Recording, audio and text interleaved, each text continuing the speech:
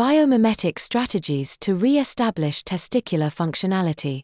Infertility currently affects approximately 15% of couples worldwide, with half of these cases related to male reproductive health disorders.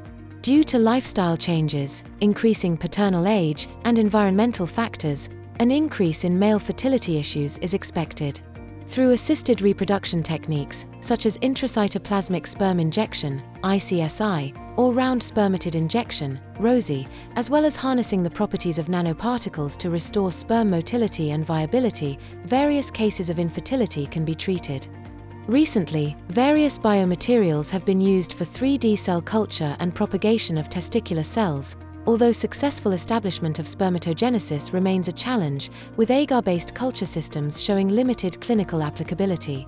Therefore, the main objective of this article was to investigate the ability of in vivo sperm production when using the extracellular matrix of testicular tissue as a bioink for 3D printing of artificial testicles. Concurrently, the use of nanoparticles, NPs, in reproductive medicine offers exciting opportunities and challenges. While NPs can serve as micromotors to restore sperm motility and assess cell quality, concerns arise regarding the adverse effects of metallic particles on semen quality, including the generation of reactive oxygen species, ROS, and decreased sperm viability. This study aims to address these gaps by exploring the effects of FND labels on sperm cell viability, specifically focusing on the impact of the size and concentration of these labels. Both articles complement each other since FND labels can work as an aid to assisted reproduction techniques, also allowing the visualization of physiological progress. Is it feasible to re-establish testicular function using biomimetic strategies?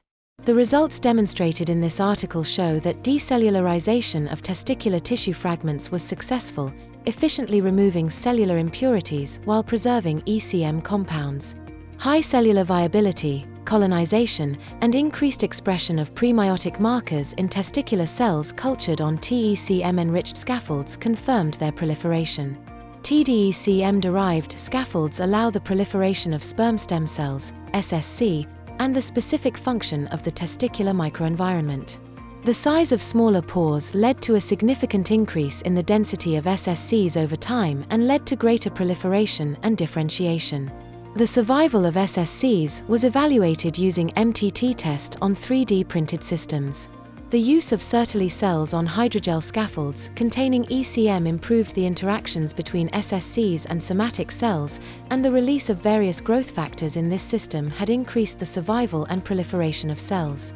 In groups that had ECM, different stages of spermatid were detected with intact ultrastructure, and these cells were quite similar to mature sperm. ECM influences both shape and function, as well as testosterone secretion by Leydig cells.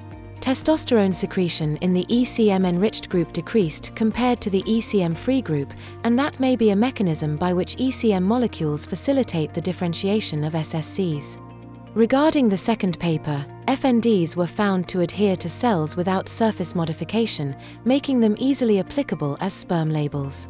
However, it was found that FNDs do not exhibit universal biocompatibility.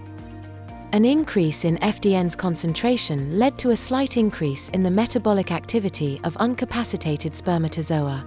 It may suggest that FNDs induce hyperactivation of mitochondria, leading to more dehydrogenase activity in sperm cells. So it was concluded that the concentration of FNDs that affects the membrane integrity of sperm cells depends on the capacitation status. In conclusion, significant advances have been made toward assisted reproduction techniques. These results, particularly those for TECM-derived 3D printed scaffolds, are quite promising. The ability to release essential growth factors and facilitate nutrient exchange makes TECM 3D printing ideal for reconstructing seminiferous tubules, treating azoospermia, and preserving fertility in cancer survivors. On the other hand, the results regarding FNDs highlight the nuanced nature of cellular responses to new materials, emphasizing the importance of meticulously selecting conditions to mitigate potential stresses. In light of the findings from both studies, future experiments, and advances in 3D printing scaffolds optimization by attempting anatomical dimensions of the testis or in defining the biocompatible levels of FNDs, Therefore, allowing a application in a higher number of cells are necessary to improve medical-assisted reproduction and infertility cases.